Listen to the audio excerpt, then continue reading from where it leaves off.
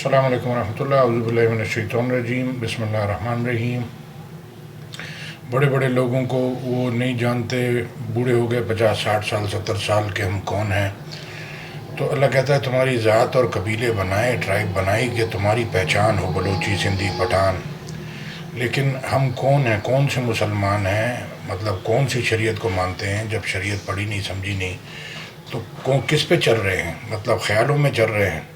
تو جب بڑوں کو نہیں پتا تو بچوں کو کیا بتائیں گے کہ ہماری کیا ہسٹری ہے، امام حسین کی کیا ہسٹری ہے، ہماری کیا ہسٹری ہے، اللہ کے رسول کی دین کی، آدم علیہ السلام سے لے کے اللہ کے رسول تک کتنی تکلیفیں، کیا ہوا دین پہ، جو لوگ چلے ان کا کیا ہوا، جو نہیں چلے ان کا کیا ہوا۔ تو اپنی خواہشوں کے پیچھے جو چل رہے ہیں تو اینڈ میں ان کا دنیا بھی جانی ہے، آخرت بھی جانی ہے۔ آیت سنتے ہیں، ہدایت اللہ دیتے ہیں، علم بھی اللہ دیتے ہیں، ایمان بھی اللہ دیتے ہیں۔ سورہ الصف کی 14 نمبر کی آیت، مومنو اللہ کے مددگار بن جاؤ، جیسے عیسیٰ ابن مریم نے حواریوں سے کہا کہ بھلا کون ہے جو اللہ کی طرف بلانے میں میرا مددگار بنے۔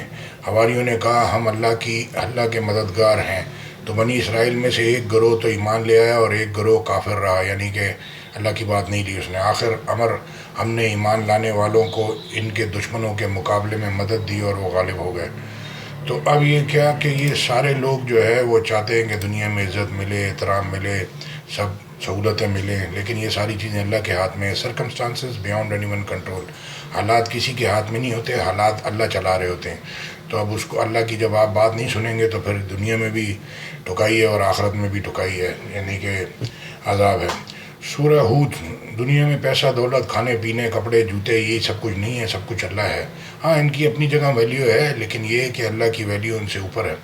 سورہ ہود کی 17 نمبر کی آیت کہہ رہی ہے، بھلا جو لوگ اپنے پروردگار کی طرف سے روشن دلیل رکھتے ہیں اور ان کے ساتھ ایک آسمانی گواہ بھی اس کی جانب سے ہو، اور اس سے پہلے موسیٰ کی کتاب جو پیشوا اور رحمت ہے، تو کیا وہ قرآن پر ایمان نہیں لائیں گے؟ یہی لوگ ہیں اس پر ایمان لاتے ہیں، جو کوئی اور فرقوں میں سے اس سے منکر ہو تو اس کا ٹھکانہ آگ ہے۔ تو تم اس قرآن سے شک میں نہ ہونا، یہ تمہارے پروردگار کی طرف سے حق ہے، لیکن اکثر لوگ ایمان نہیں لاتے۔ اللہ بتا رہا ہے پوری دنیا گھومنے کی ضرورت نہیں ہے، سارے لوگ نقل پہ چل رہے ہیں، پوری دنیا مکس کلچر مکس ریلیجن پہ چل رہی ہے۔ سورہ مومن اور 54 نمبر کی آیت، 52 سے 54 اور یہ جو تمہاری جماعت حقیقت میں ایک ہی جماعت ہے اور میں تمہارا پروردگار ہوں، تو مجھ سے ڈرو۔ تو پھر آپس میں اپنا کام متفرق کر کے جدا جدا کر دیا۔ جو چیز جس فرقے کے پاس ہے وہ اس سے خوش ہو رہا ہے، تو ان کو ایک مدت تک کے لیے غفلت میں رہنے دو۔ اعوذ باللہ من الشیطان الرجیم، بسم اللہ الرحمن الرحیم۔ اللہ بھول چک ہوگی تو معذرت نہیں لینا۔